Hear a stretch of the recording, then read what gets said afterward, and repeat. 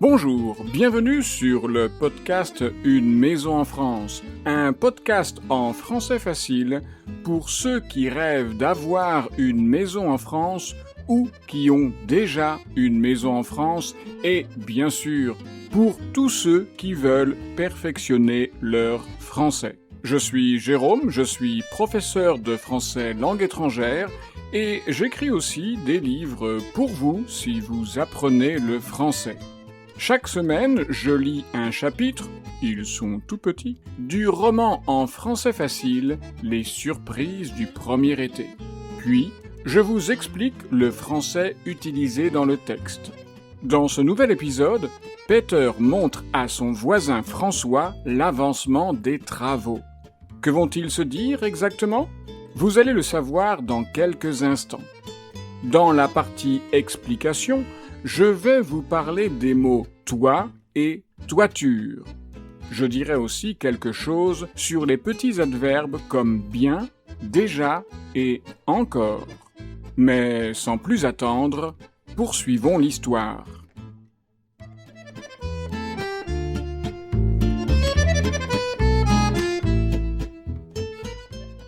Après le déjeuner, François est curieux des travaux d'électricité de Peter. Ensemble, ils vont voir dans la maison ce que Peter a déjà fait. François est impressionné par le travail de Peter. Son voisin a bien travaillé. La cuisine et le salon, en fait tout le rez-de-chaussée, est prêt pour recevoir des fils électriques. Ils vont à l'étage. François veut voir la salle de bain après l'incendie. Peter et Petra ont nettoyé la salle de bain, mais on peut voir les traces du feu. Et on ne peut pas encore utiliser la salle de bain. Il faut la refaire entièrement. Peter remercie encore François. Si François n'avait pas vu le feu, Peter et Petra n'auraient plus de maison. « C'est normal, dit François. Entre voisins, il faut s'aider. On peut se rendre de petits services. » Mais là, dit Peter, c'était un très grand service. C'est vrai que le feu, ça ne pardonne pas. Quand ça arrive, c'est une catastrophe si on n'est pas là à temps. Oui, le feu et l'eau. Peter ne comprend pas. François explique. L'eau peut occasionner aussi de grands dégâts. Un toit qui fuit, ça peut abîmer votre maison. Ah oui, je comprends. Effectivement. C'est pour cela que j'ai vérifié la toiture quand il a plu.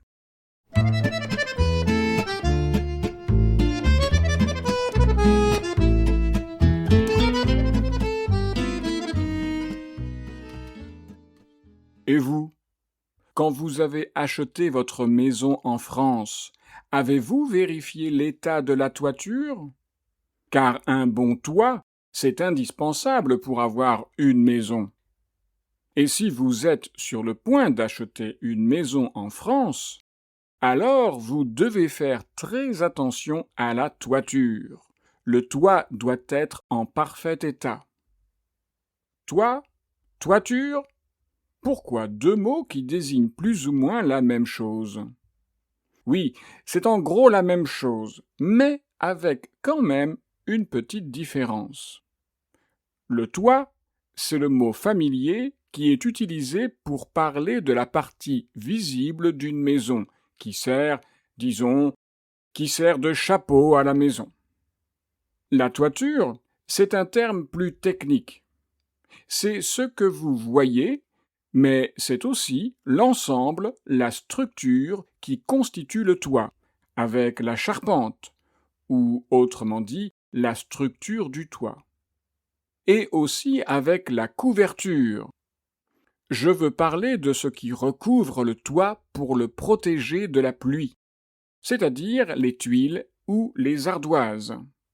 Donc, si vous voulez acheter une maison, il faut faire très attention à l'état de la toiture.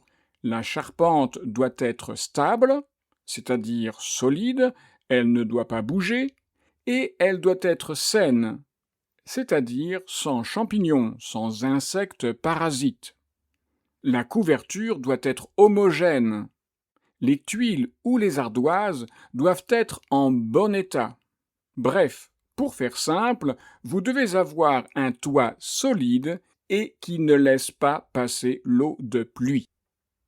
Et s'il y a un problème, il faut faire appel à un couvreur ou à un charpentier. Le charpentier est l'artisan qui s'occupe de la charpente, donc de la structure du toit. Le couvreur, lui, c'est l'artisan qui s'occupe des tuiles ou des ardoises. Un toit qui fuit, c'est une catastrophe.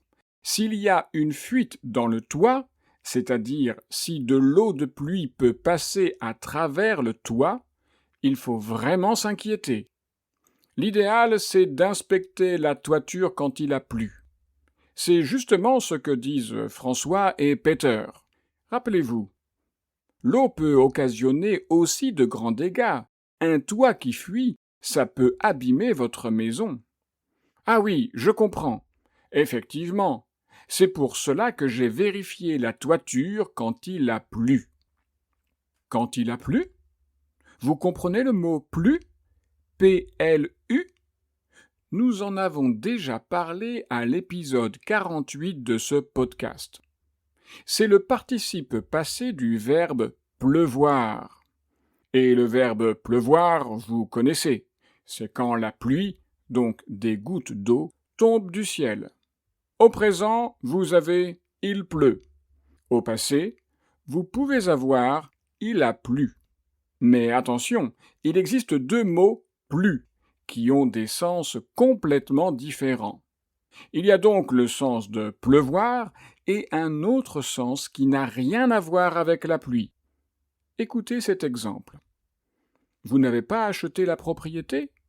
Non, le jardin nous a beaucoup plu, mais la maison ne nous a pas plu du tout. Vous comprenez maintenant, je pense, l'autre sens de plu. Oui, ça vient du verbe plaire. À la question pourquoi ces personnes n'ont pas acheté la propriété, elles auraient pu dire aussi au présent le jardin nous plaît beaucoup, mais la maison ne nous plaît pas du tout. C'est tout simple, vous pouvez facilement entendre cette forme du verbe plaire au restaurant, quand le serveur, à la fin du repas, vous demande « Le repas vous a plu ?» ou « Ça vous a plu ?»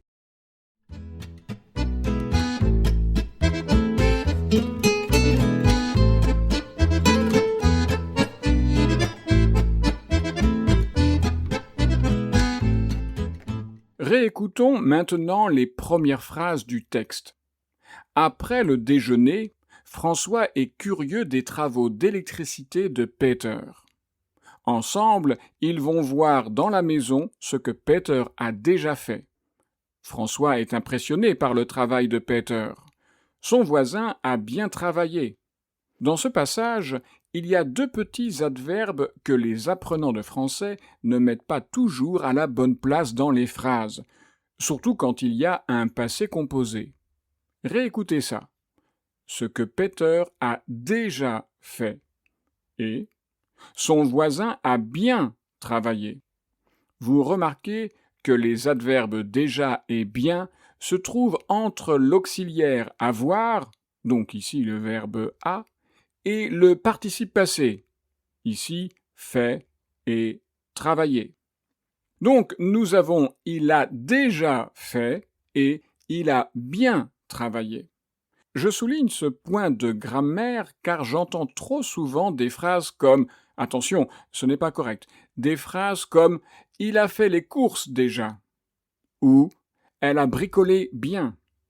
Ces deux phrases, je le répète, ne sont pas correctes, car on ne peut pas mettre ces adverbes à la fin d'une phrase.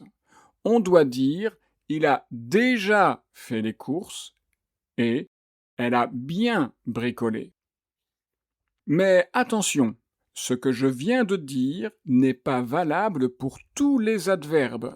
Ici, avec déjà et bien, nous avons de petits adverbes, ou autrement dit des adverbes courts. Je dis courts car il existe des adverbes beaucoup plus longs, souvent construits avec le suffixe l'extension -ement. Et avec un adverbe long, la place de l'adverbe dans la phrase n'est pas aussi fixe. Vous pouvez dire par exemple « Il a rapidement fait les courses » ou « Il a fait rapidement les courses » ou encore « Il a fait les courses rapidement ». De la même manière, on peut placer un autre adverbe long comme « énormément » à plusieurs endroits dans la phrase. Ça donne ceci. Elle a énormément bricolé. Ou elle a bricolé énormément. Mais, et je le répète, avec les adverbes courts, ça ne marche pas. Vous devez placer l'adverbe entre l'auxiliaire avoir et le participe passé. Attention, je dois vous dire quand même quelque chose. Quand je parle d'adverbes courts ou longs, ce n'est pas du tout une analyse grammaticale tirée d'un livre, ce n'est pas une analyse linguistique universitaire. C'est en fait un moyen facile, pratique, pragmatique pour vous aider, vous les apprenants de français, à bien utiliser les adverbes. Voilà, c'est dit, revenons au français du texte. Il y a dans le texte un autre exemple d'adverbe qu'on pourrait qualifier de court. Écoutez, on ne peut pas encore utiliser la salle de bain. Et Peter remercie encore François. Vous avez repéré ici l'adverbe encore. On pourrait dire qu'il fait partie des adverbes courts, qui doivent se placer à proximité du verbe, avant ou après, selon la forme du verbe. Ici, vous avez remercie encore et encore utilisé. Si vous avez un doute, rappelez-vous que l'adverbe sert principalement à donner une information supplémentaire au verbe. Donc il est préférable de placer l'adverbe à côté du verbe. Voilà pour le 69e épisode de ce podcast. Dans le prochain épisode, Petra et sa voisine Françoise vont parler de la baguette. Oui, en France, la baguette peut être un sujet de conversation très sérieux. Que vont-elles se dire exactement? Vous le saurez au prochain épisode. Mais si vous ne pouvez pas attendre la semaine prochaine pour la suite des surprises du premier été, vous pouvez aussi acheter le livre papier ou l'e-book sur Amazon. Que dis-je? Vous pouvez acheter les 3 livres publiés de la série Une maison en France. Vous connaissez le tome 1, celui du podcast, qui se passe en été. Il y a aussi le tome 2, Les émotions d'un automne turbulent, qui est la suite des aventures de Petra et Peter dans leur maison en France, mais cette fois-ci, ça se passe en automne. Et il y a encore le tome 3. Après l'été, après l'automne, le tome 3 se passe en hiver. Le titre, c'est « Les mystères d'un hiver tout blanc ». Petra et Peter vont passer leurs vacances de Noël en France dans leur maison de campagne. Et avant l'épisode numéro 100 de ce podcast, vous pourrez lire le 4e et dernier tome de la série. Évidemment, ça se passera au printemps. Encore un peu de patience car je suis en train d'écrire ce 4e tome. Tous mes livres papier et e-book sont disponibles sur Amazon. Soyez curieux, lisez mes livres et dites-moi ce que vous en pensez. Maintenant, je vais vous demander, si vous aimez ce podcast, de faire une chose. Partagez ce podcast à tous vos amis qui apprennent aussi le français. Vous m'aiderez ainsi à faire connaître le podcast Une maison en France. Ça serait vraiment sympathique. Et rappelez-vous, avoir déjà acheté une maison en France, c'est bien. Mais pouvoir bien parler avec ses voisins et les gens de votre village, de votre toit ou de la toiture, c'est quand même mieux. Alors, si vous voulez perfectionner votre français, je peux vous aider avec mes leçons en ligne.